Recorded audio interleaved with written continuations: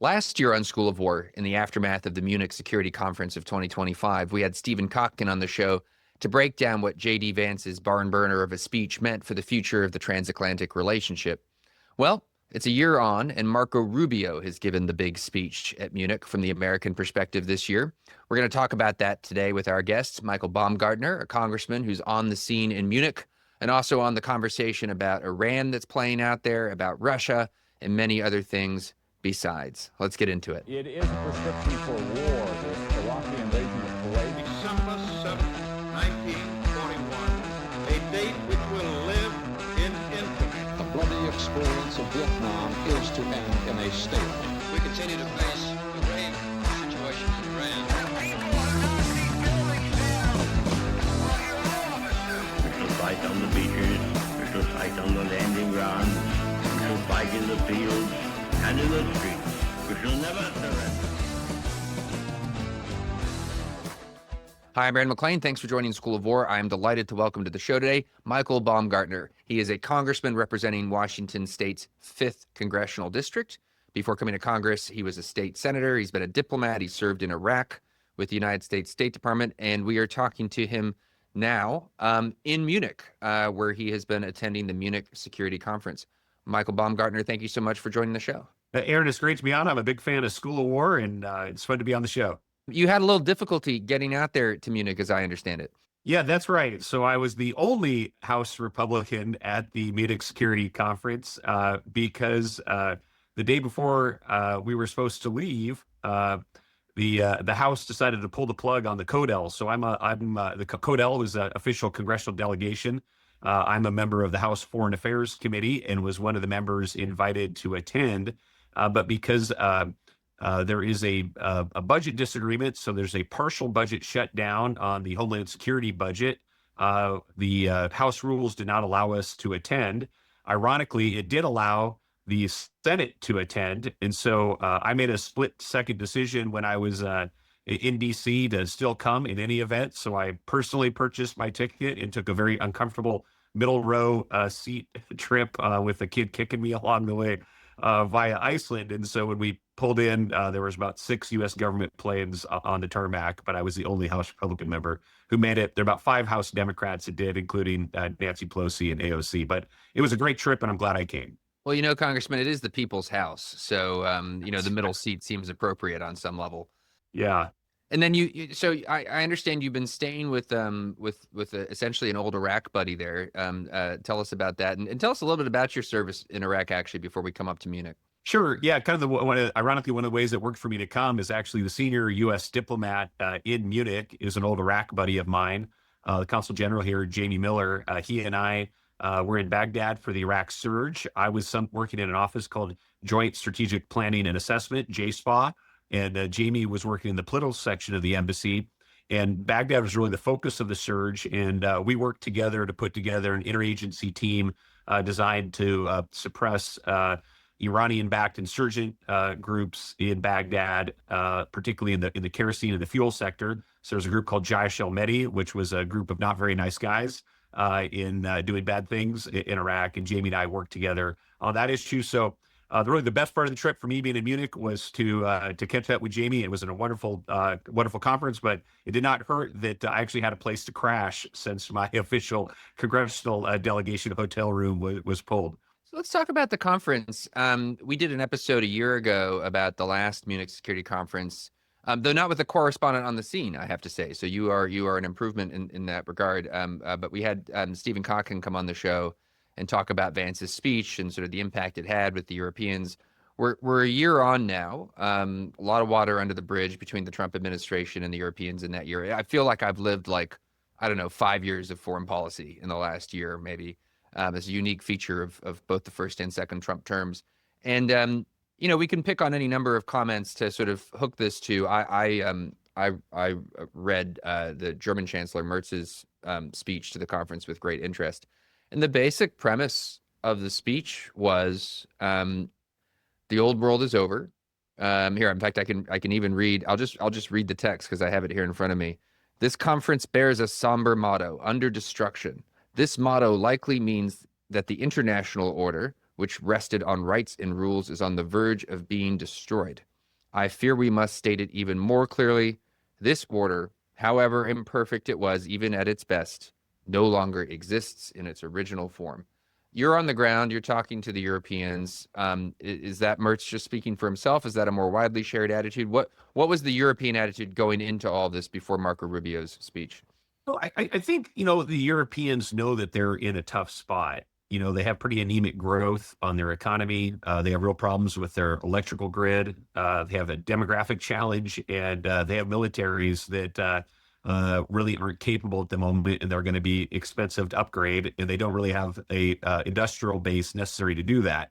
So they're starting from a challenging spot right now, or they've allowed themselves to get into a challenging spot. And going into the Munich Security Conference, I think one of the things I learned here is that the Greenland episode, as I'll call it, with President Trump's essentially threats or stated desire to take Greenland, and then walking that back a little bit after some negotiations, they really shook the Europeans more so than I think I or most members of Congress would have realized before coming out here. So that's kind of the scene setter for things in addition. Now, it's interesting that you talk about the German chancellor using those words. I was at a small group dinner with him on Friday night before Secretary Rubio's speech, and with a number of European heads of state and leaders. And in my comments to them, I talked about representing my voters, and specifically pointed out that rules-based international order doesn't mean anything back home. And then I talked about, to the extent that you want, and I think Americans do need to team with Europeans to tackle the most pressing global security challenges. But if you want to use a language that responds to my voters, it's not that. It's things like shared culture, military force that can project, and those sort of things. And it was interesting that I was pleased to find the Secretary General of NATO enthusiastically giving me a thumbs up as I was making this comment to the German Chancellor and the other leaders. And then it very much mirrored what Secretary Rubio himself said the next day at his comment. So Europe definitely has some work to do, but I think they took the Secretary's comments optimistically and surprisingly enthusiastically. Well, I want to come to Rubio's speech in a minute, because it was, I think in its way, just as kind of spectacular as the Vance speech was a year ago. And so in a minute, let's talk about that. Sure. And talk about what he actually said. But just sticking with the Europeans for a moment, you make the point that Greenland really rattled them. I kind of get it. For a few days there really was a lot of, these will be my words, not yours, but a lot of pretty hot rhetoric coming from the president and from the American side of things that, I've always been of the view that, if you're trying to understand, what a foreign leader intends to do, you should probably just listen to what they say. Yeah. Well, if you were listening to what President Trump was saying, I can see why they were concerned. And I've been paying close attention to President Trump for a long time. So I have this instinct sometimes of assessing or discounting or moving things around maybe in a different way than they do, not following my own advice on just listening to what people say. So when the Europeans are thinking about the future of the world in sort of a pessimistic sense, what does the world look like to them? What's your impression? Do they see it as a post-American world? What is this new structure of things that they think about when they're worried? Well, I think it varies. And of course, here at the Munich Security Conference, just kind of set the scene, there's about 4 to 5 times as many military leaders, political leaders, and business leaders that can fit, all crammed into 2 small hotels. And so actually in the conference room, it's restricted. It's a very small main ballroom, extremely small. So there's only a limited amount of people that are actually allowed in the room. And most of the time, people are just bumping into each other, having coffees, having bilateral side meetings, and then sort of catching up. So it's sort of a revolving thing. In terms of what the Europeans think, I met with some senior German government elected officials, and my questions to them were, what do your constituents want? Because, of course, I always think about the people that I work for, in my voters that I represent in Eastern Washington. And we talked specifically about nuclear energy. And I said, look, I don't understand. I think most of us in America don't understand that Germany made this decision to weaken its electrical grid, taking nuclear off the table, which they really need, and going into pretty unworkable solar and and wind is the backbone of their economy. How could you do that? Why did you do that? And what was the decision making that went on to that? And he talked about the green movement and how it came through their base. It still is what their voters want right now, but they're evolving. And I talked about small modular nuclear reactors, which data centers in the U.S. are using. Is that a possibility for the Germans, moving forward? And he said that that was viewed as differently. So again, I always like to start with the voters and think about the folks that they work for, on these issues. And then, I should also say some of the business leaders, were different than some of the political leaders. Things like there was real credit given to Donald Trump in some private conversations for essentially kicking Europeans in the butt. And but for Donald Trump, there would not be this real move to secure themselves. Of course, I would have loved to have Angela Merkel back here, who was, previously looked at as kind of the preeminent global leader in that European experience, and a lot of arrogance and I would say smugness about the Merkel approach before the Russian invasion of Germany. So I think it's an evolving thing. I did say on the Greenland point, I don't have any inside details on this, but I did talk to some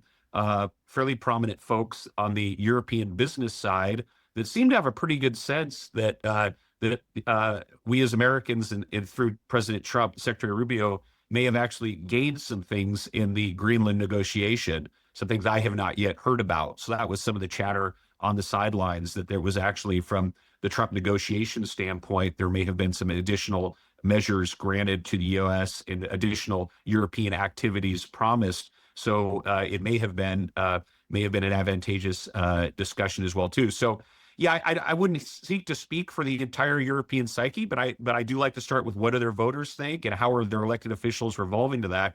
And finally, on that point, I would say the conference ended.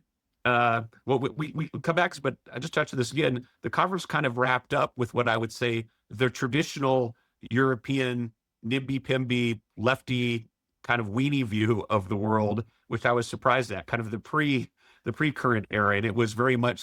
The conference ended with some politicians talking about, well, this is all temporary for the United States, and what we really need to do is to go back to a global wealth tax that funds bigger social states, and soon enough we'll be able to do a global carbon tax and really tackle global warming. So again, there was not consensus in the conference in terms of the real threats and challenges that we're trying to meet as well.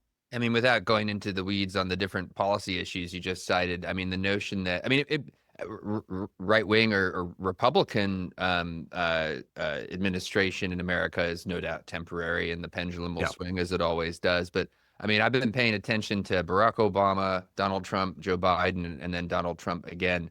And to be quite frank, the notion that the U.S.-European relationship is going to, on some level, be recalibrated is a constant amongst those administrations. And to your point, or what the Europeans were saying to you, yeah, Trump has been the most aggressive, and he's been the most aggressive of the four of them. But the notion that actually this is all going to pass, and some sort of blend of traditional Atlanticism and robust pursuit of the liberal world order is going to come back. I mean, it's possible, I guess. I did see some kind of left-wing, extremely progressive, sort of isolationist tending foreign policy commentators actually criticizing AOC's remarks, which I thought was kind of amusing. So this is Alexandria Ocasio-Cortez, firebrand progressive, your colleague, firebrand progressive congresswoman from New York, who did I guess it was an interview or something at Munich, a lot of her rhetoric was very sort of traditionally liberal in the sense it was about alliances, it was about this, and she was being criticized from the left on this. I was struck by that. So I guess it's possible a President AOC could renew transatlanticism, but I don't know. There's some other possibilities that seem to me to be just as likely. Well, I think, obviously you can find everything here. It's a conference. People are making comments, and many of them are, American political leaders and European political leaders with their own domestic audiences. Jonathan Martin from Politico was doing a series of interviews with likely Democrat contenders for president, including, Mark Kelly and others. And you can very much see them speaking to their base. I listened into a few of those conversations, but I would say in the grown-up conversations, like the private dinner that I had with the chancellor and the the European leaders, I think they were very focused on real problems of the day, which was the threat from Russia, and then underneath that, the electrical grid and the industrial capacity to build the weapon systems in the military that are needed to meet that threat. And so I think the top guys were really focused on that in the private conversations more so than the politically consumed public discussions. Yeah. Having just sort of asserted that on some level, recalibration seems to me to be inevitable. One, there's 3 years left of the Trump administration, so 3 years is a long time to work with. On another level, again, I detect a kind of bipartisan desire for recalibration, just disagreement over what recalibration means, and maybe some disagreement over the ultimate role of Russia in that recalibration. But there are things about it that give me pause, even though I'm fairly certain it's happening. And I'm just going to go back to Mertz's speech to highlight this. So I guess I'm happy he did this because I have a kind of knee-jerk negative reaction to the tradition of German statecraft, which let's just say that the contributions of Germany to global order over the course of the last couple hundred years have been mixed. So Chancellor Merz says, great power politics in Europe is not an option for Germany. Partnership-based leadership, yes. Hegemonic fantasies, no. We Germans will never again go it alone. That is a lasting lesson from our history, et cetera, et cetera. I mean, on the one hand, good. I'm pleased. I'm pleased to hear that the Germans are eschewing hegemonic desires. It hasn't worked out well in the past. On the other hand, the fact that he has to say it aloud, I think points to something, and not to beat up on the Germans. I mean, I'm being a little bit harsh, but with a diminished, let's say that the recalibrated American role, one way or the other, however it shakes out, means that there is more responsibility on the Europeans for their security, less American hard power in the region. Again, I detect bipartisan, non-Trumpy, bipartisan sort of energy in that direction, and the Europeans are coming around to realize that it's real. I do worry about the reemergence of European politics in the traditional old sense. And here you have Merz basically saying we reject that, but the mere fact that you say you have to reject it, these countries are they're rearming, or they're trying to, at least. They're talking about it, at least. They're trying to solve their own problems. And I do think about a world 5 years from now, 10 years from now, when different European countries, the Poles, are very serious about their own security. They wake up and they start to think, well, gosh, maybe our interests aren't actually perfectly aligned. And I worry about that future. Well, I think one of the key determinants is going to be what kind of industrial base do they build to create the modern military that do they need. And it's unclear as yet. And one of the things that I talked about with a number of folks is, are they going to make a rational set of decisions for an integrated military system amongst themselves and a system that's integrated with the U.S., or are they all going to build armored personnel carriers, 36 different ways? Are they all going to build tanks and aircraft and drones? And that's kind of some of the hard decisions that they're going to have to make, because they can't afford to do 30 different versions of these weapon systems. They have to logically pick a variety that integrates. What we want to work with them on as Americans, I believe, is the system that continues to integrate with ours. And that's where you're going to see the strength of the relationship, and really where the rubber meets the road, different than just with the rhetoric. So I think the industrial base and the power grid that fuels it are really where a lot of the focus needs to be, because, you're right. We as Americans, as you know, the old saying about NATO was to keep the Americans in and the Germans down and the Russians out, or how I think that's how it used to be. It used to be a feature of the system that they were not capable, not the bug. And now we're trying for something different, which to have them be capable enough that we can deal with our own budgetary issues and military procurement issues at home while facing other threats globally, particularly China in the East. So I'm not sure America yet has consensus on exactly what we want from the European military, but we know we don't want what we have now. We need more capability than we're seeing from them. Yeah, and I agree with that. Of course, I mean that is an impossible to refute position. I'm just saying, Congressman, maybe 2 cheers for German rearmament. Maybe not Yeah. a full 3 cheers, just 2 cheers. Now, I will tell you that we had dinner last night in the municipal palace here in Bavaria, and the Bavarians are very proud of their peacemaking tradition. And apparently, one of the reasons Bavaria stayed intact as a state, this is what I was told, was that they had originally backed Napoleon, but then they, as Napoleon marched into Russia, they cut ties with Napoleon. The Saxons did not, and that's why Saxony got split up. But Bavaria, in their own psyche as a state or independent kingdom, thought they were a place of negotiation, peacemaking, and alliance building. So maybe it's the Bavarian aspects of Munich in this conference that they're looking to. Maybe so. And then your points about the grid and just the structure of the defense industrial base and who builds what and who sells what to whom, those being kind of hard factors holding European countries together. That's really interesting and worth reflecting on. Let's talk about the Secretary of State, Marco Rubio. Yeah. I mean, he was the big American splash this year. Vice President Vance was last year. Did you manage to be in the room for the Rubio speech? I was, and I thought it was a great speech. You know, what I thought was notable when he walked in, you know, I stood up to clap, and Senator Lindsey Graham stood up to clap, and my old Harvard professor Graham Allison stood up to clap, and I didn't see anybody else stand on their feet to applaud. There were people sitting and applauding, but no one else was standing. And then, of course, by the end of the speech, the entire room stood up, and I thought that was pretty striking because I thought it was a very tough love speech. You know, that Secretary Rubio really got into the Europeans at the start about.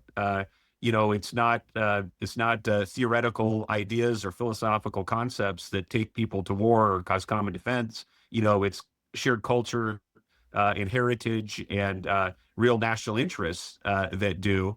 But what I think the Europeans liked about the speech, particularly on the back of being so unsettled by Greenland, was that, you know, Rubio was very diplomatic. I would say even Reagan-esque, the way he talked about the shared history of the U.S. and Europe in a very kind of warm, and the tone was very embracing towards the end of the speech. And that certainly, I think, framed up for the Europeans, you know, sort of their sentiment that America still wants to be in an alliance with Europe to face shared global challenges. And I think just even if some of the substance, I think, was quite similar to what Vance said a year ago, but I think the tone was different, would be one of my takeaways. Yeah, no, this is exactly what I wanted to ask you about, because I didn't watch the speech, I read it. And when you read it, it's even maybe, I don't know, it's even more clear that it was not. I mean, it was tough love is certainly one way to put it. I mean, it was quite conservative as well. I mean, and he attacked sort of, I can't remember his exact phrase. So he had some pejorative phrase for people who are focused on climate issues, and, you know, climate cult is what he said. Climate cult. There it is. Climate cult. So it is quite right wing, quite tough on the Europeans, quite tough on liberals and liberalism, and sort of the poor Frank Fukuyama was invoked yet again.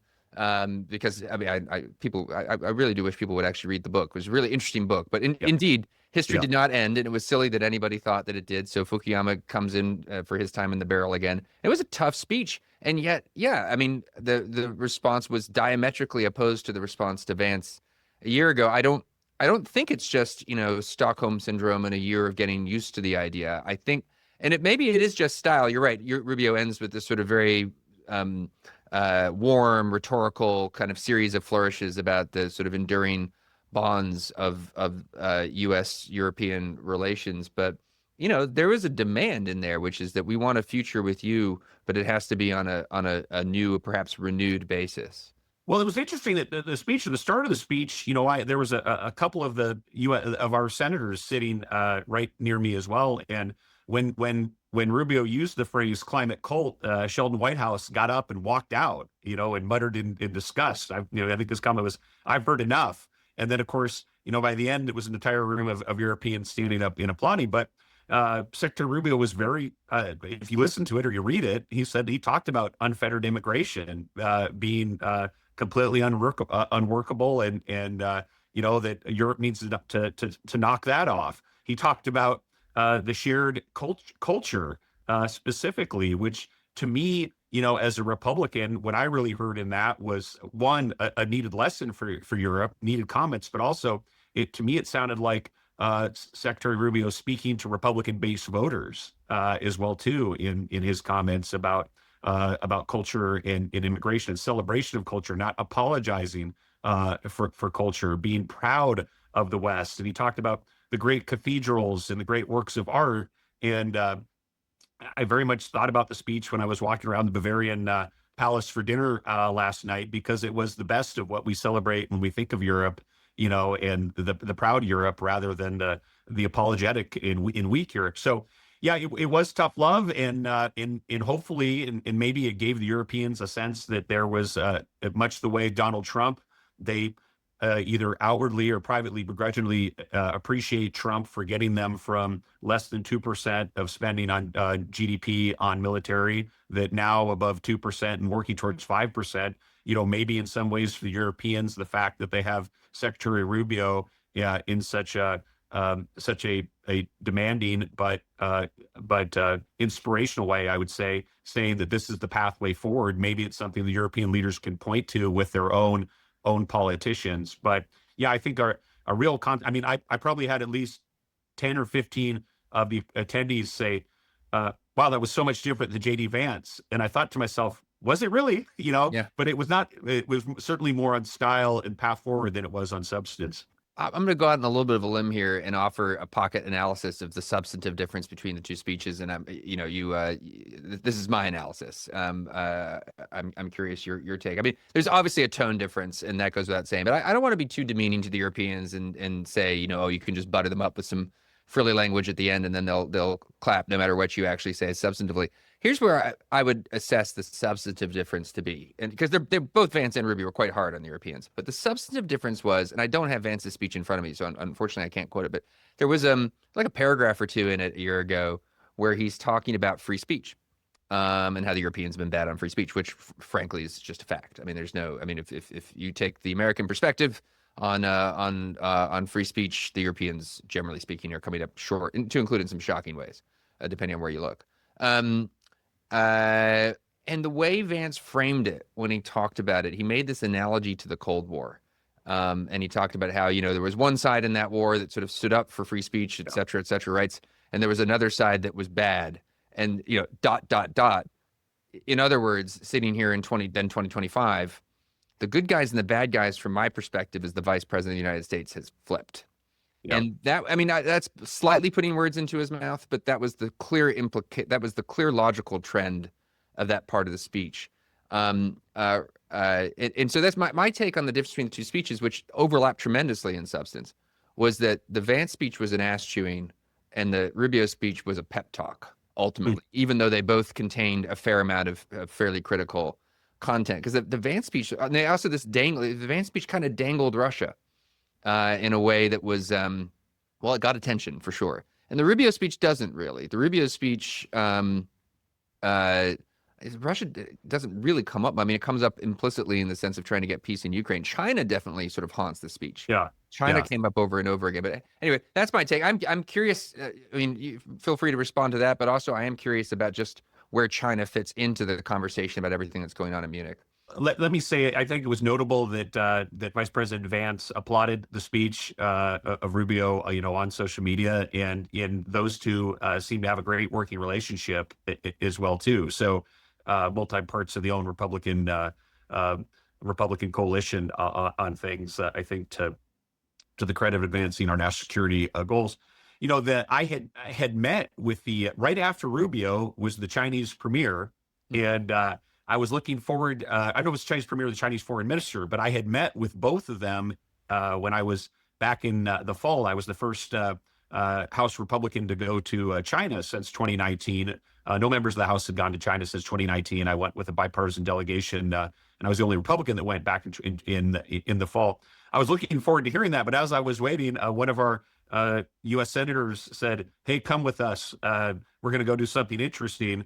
And that was when I went to the small group meeting with President Zelensky. So I didn't actually hear about the Chinese. And so where I spent my time and my efforts on talking to folks, even though I think people acknowledge China is the big deal, I was more interested in looking at internal European issues, the war in Russia and other things. So I don't have a great perspective on the overall view of China, other than it lingers here over Munich. So I want to ask you about a couple of hot issues that were discussed at the conference, both just for your thoughts on the atmosphere at the conference, but also for your own thoughts. One, of course, Ukraine. Zelensky came and spoke. Rubio alluded to it in his remarks as an accomplishment of the Trump administration to bring the parties to the table, at least, even if we're not yet there. What's your impression of Zelensky's reception with the Europeans, and what are your own thoughts on where we are and where we're going based on what you're hearing out there in Munich? Well, I would point to some of Lindsey Graham's public comments about his view that there's not yet enough leverage on Russia, that there is not enough being done to get Putin actually to the table. You have to, even if he's at the table, he's not really at the table. That there needs to be a step change and pressure put on the Russians with regards to offensive capabilities of the Ukrainians, to increase some pressure on Russia, and also to really look at the secondary sanctions and impacts on the Russian economy. One of the folks that I ran into in the random ways that Munich Security Conference works, and I can't remember his name, but he was essentially the investor from St. Petersburg, who had got the Magnitsky, I think it's called, the sanctions put on. And George, yes, now I'm blanking on the name too. I know who you're talking about.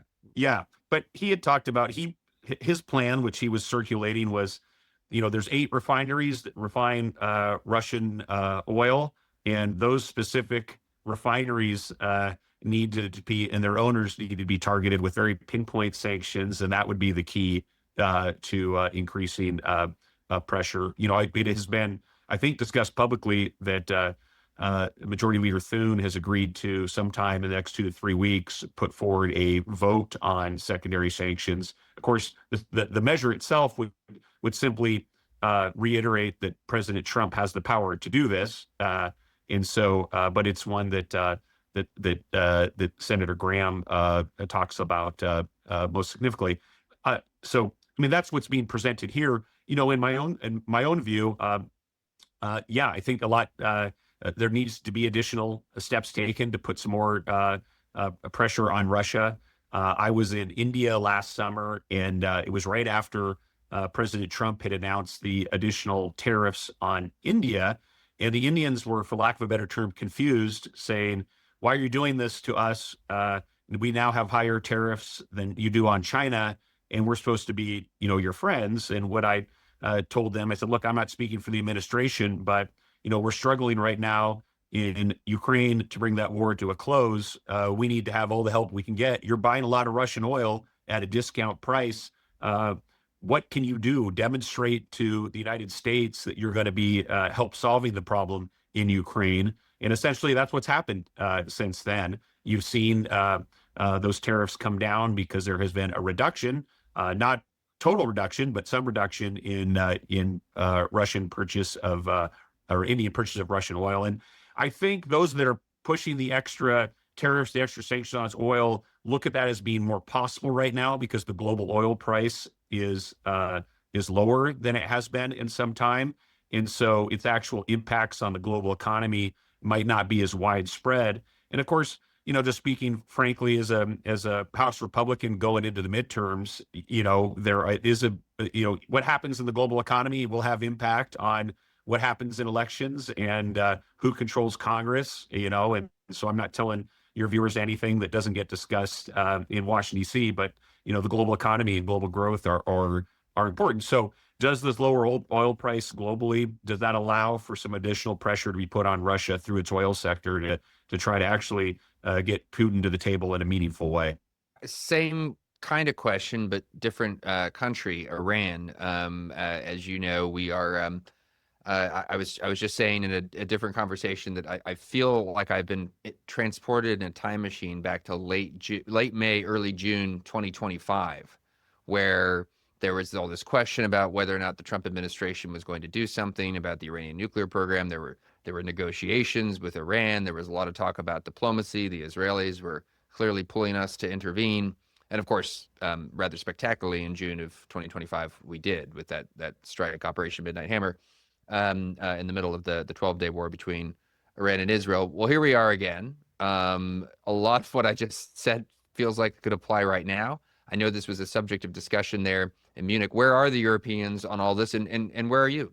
Well, there's a lot of subtext to the conference that there's a real possibility of something significant happening in Iran. So, President Trump, and again, I think people look at what he did with Qasem Soleimani in the first Trump administration and what he did with Midnight Hammer last summer, and he certainly has a lot of credibility on this issue. I know that sometimes Democrats like to derisively talk about Trump as Trump always chickens out. And I said, well, Francisco Maduro wouldn't say so, nor would the Iranian nuclear scientists that got 12 massive bombs dropped on top of them. So there's a subtext there.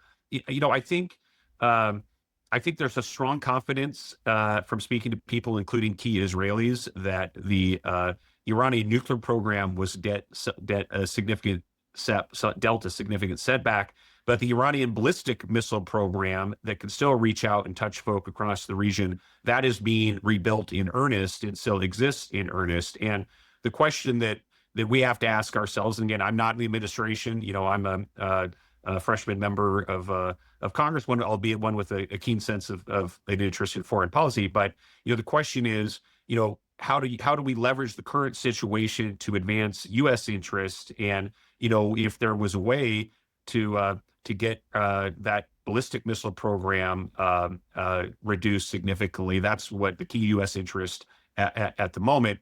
It still is not clear, I think, to anyone what comes next if there is something, a change or a regime were to fall in Iran. And I certainly have no love lost for the Iranians, particularly given my service or the time I spent with State Department in Iraq and some of the things that they did there. So, but, and I guess the other thing I would just say, I don't think it's disconnected from what happened in Venezuela.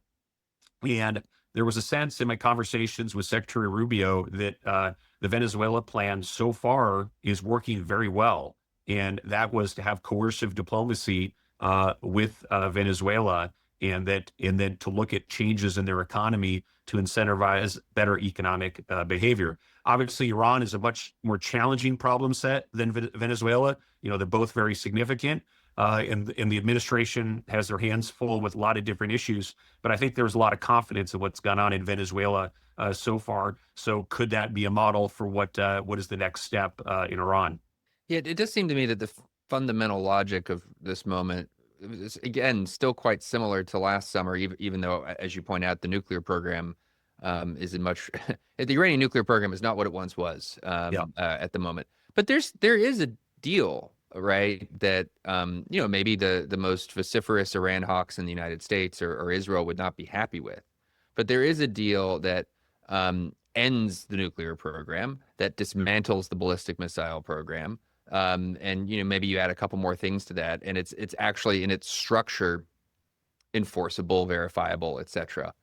And you could imagine, I mean, if the administration really came out with that deal and it was actually agreed to by real life Iranians who then lived up to it, what are real Iran hawks supposed to say in response to that? Yes, it's unfortunate the regime remains in place. Nobody really wants that, but a good deal would be a good deal. The problem, it seems to me, same as the problem last summer in terms of negotiations around the nuclear program, is the president, he can't agree, he could agree, but he shouldn't agree to a deal that has the superficial appearance of being good, but actually not being good, because he'll get hammered from critics in the Republican Party if he does that. There will be people who will say aloud, look, this is actually not a good deal. So he needs an actual good deal. But the Iranians, they cannot bring themselves to do it. Like the Iranians who would agree to a good deal are not in charge of Iran. And that just seems, so if I were a betting man, it seems clear to me the way this is going to go again, just because the Iranians won't, I will be shocked if the Iranians agree to what the president would actually need them to agree to sell it back at home. That's just my take. Well, the mullahs that run Iran are a bit of a death cult, for lack of a better term. They have a messianic view of of their version of Islam, and that it's going to spread across the globe. So we need to have a sober understanding of who's running the top levels of Iran and why this problem is so challenging. But I do have to say that I think the president's critics are really unfair and incoherent in terms of how they talk about the current moment in Iran. Because a lot of times when I listen to podcasts or read people talking about DC, in the same breath, they'll criticize President Trump for taking out Maduro, but then say, and it was illegitimate, but then say, well, why didn't he go all the way and go full democracy with things? And then they'll say, but isn't this moment terrible in Iran? We need to get rid of them. Why isn't the president doing something there? And of course, if you've been on the ground like you and I have in places like Iraq, you understand that doing full-scale regime change and going bottom up is a heck of a lot messier approach, or can be. And that's not something that America, I think, wants to get involved in at any level right now on the ground in Iran. It's certainly I don't.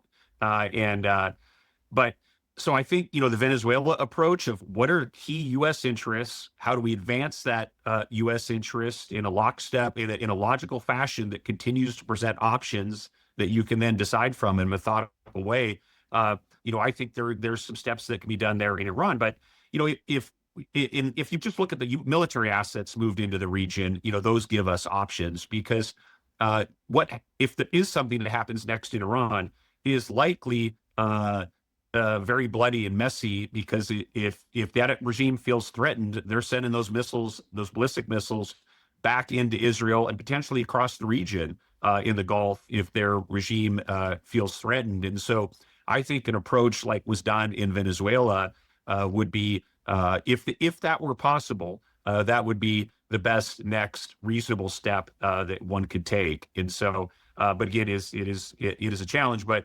again, just given this is a podcast on what at Munich Security Conference, I was interested to see how much side chatter there was about something like that. Congressman Michael Baumgartner, you represent Washington State's 5th Congressional District, served in Iraq. I should also say, forgive me, I left it. You also served in Afghanistan. Yeah, in Afghanistan, I was a contractor run by state. So I was embedded to an Afghan government counter-narcotics team in Lashkar, so still run by INL, but I would say worked in Afghanistan and served in Iraq because I was official State Department. But of course, the best part about my time in Helmand Province is I met my wonderful wife, Eleanor, there. And I always say, if Baumgartner can find love in Helmand Province, Afghanistan, all things are possible. So keep hope alive. But yeah, I appreciate that. What period of time were you in Lashkar? So I was in Baghdad in 07 and 08, and I was in Lashkar in 2009. I actually spent Christmas of 2007 in Baghdad and arrived in Kabul on Christmas 2008, and then got sent down to Lashkar in 2009. We were just up and down the road from each other in 09. I got there in 09 and was in the middle of Helmand Province. And at one point was probably, I don't know how far Marja is from Lashkar. It's not far. It's like 20 kilometers, something like that. But that was a long 20 kilometers in 2009 and 2010. A real garden spot, Helmand Province. Yeah. Lovely at every season of the year. I think the desert out to the west of the Helmand River is someone will fact check me if this is wrong, but I have it in my memory that it's the Dashti Margo, which I believe is literally the desert of death. So like the Tourism Bureau is also leaning in pretty heavily to drum up interest there. That's right. But your readers, or some of your viewers, I think, or listeners have probably read Michener's book Caravan, which gets down into some of that territory in the book. But it is breathtaking in its own way. But I knew I was in an interesting place in Afghanistan when the Afghans from other parts of the country were like, wow, you're going to Helmand? Never a great sign. I haven't read that book. That's actually a good recommendation. Michener's Caravan. It's Afghanistan. Oh, you got to read it. I've never heard of it. Yeah. And there's the Bast fortress. So I don't know if you ever got just outside of Lash, there's these ancient ruins of this civilization where the Helmand and Orgadel rivers met. But it's in the book Caravan by Michener. And what I remember about going down there was one of the nice things about being a contractor is you can kind of do what there's some downsides to it for sure, but you have a little more freedom on some things. And so, I had been down there for most of a year and never seen these famous runes. They're actually on one of the Afghan currency actually has a picture of this arch there. I'll send you a photo of it when I get a chance. But in any event, I wanted to go see it, and so we just loaded up a group of guys and our security forces and went down there and saw it. But when you went down there, it was on a very, very bumpy USAID built and funded road. And the reason the road was so bumpy was because whoever had been working there for USAID had been worked in Bolivia and decided that the Afghans, to create work, needed to learn Bolivian stone road building techniques. And of course, as you went down this extremely bumpy Bolivian style road, the Afghans rode their tiny little motorcycles on the side of the road in the desert, which was, I mean, God bless everybody that was in Afghanistan. But that was just sort of one of those many stories you hear about the American development and war effort, where you just think to yourself, who in the world thought they needed a bumpy Bolivian stone road rather than a road that they would actually use? But anyway, my own experiences with USAID were also I would just say my enthusiasm was limited after the fact when we had a team come down to Marja not long after the coalition seized it back from the Taliban. And look, there's a lot of work to be done there, especially in the agriculture front. I mean, there's a lot of, if you were going to really pursue this counterinsurgency strategy with real vigor, then there's a lot of work to be done here. And we went out for a walk around our position in southern Marja, and there was sort of gunfire. It was gunfire in the distance. I don't think we were actually directly attacked, but we went inside the base, and they all looked at each other and sort of nodded and got back in their vehicles and left. And that was the last I saw them. They did not return. It's like, well, guys, what did you think it was going to be like here? That wasn't even that bad. That was just somebody else shooting at somebody else, 500 meters away. That wasn't even us. Well, one of my interests in Congress is trying to help create the capability for more expeditionary and counterinsurgency function within our civilian side of things, particularly the State Department. Because when I look back at the CORDS program or some of the things that happened in Vietnam, there was a little bit more. By the end of Vietnam, there was a more robust civilian side of things, and as state and USAID have turned into more contract everything out, contract managers, that skill set, has gone away. And I just think we're going to have, America has, there's a discussion for another day, but America has learned and forgotten counterinsurgency on multiple occasions, and are probably doing it in the process of forgetting again. And even though I think that's going to be the more normative things, but I would say that, I would just say my own, the fact that the State Department officer in charge of my program could not visit my program in Lashkar because it was too dangerous. So they decided to contract it out. Kind of illustrates some of the challenge that we have in terms of capability and governance structures that we need to deal with these problems. Congressman Baumgartner, it's been a fascinating conversation. Thank you so much for making the time when you're on the road there in Munich. I hope you'll come back on School of War sometime. I hope so, and I hope next year I'm not the only House Republican that gets to come to the Munich Security Conference. Actually, maybe next year, Aaron, if I get to come back, you can come with me, and we'll do a podcast in place, or I'll smuggle you in, and we'll get you in there, all right? Well, we'll do. I think a School of War booth on the sidelines of the MSC is not a terrible idea. Actually, I appreciate it. Well, we can at least set you up in the German beer hall down the road, so we'll figure out some. Anyway, thanks for having me on. It's been a pleasure.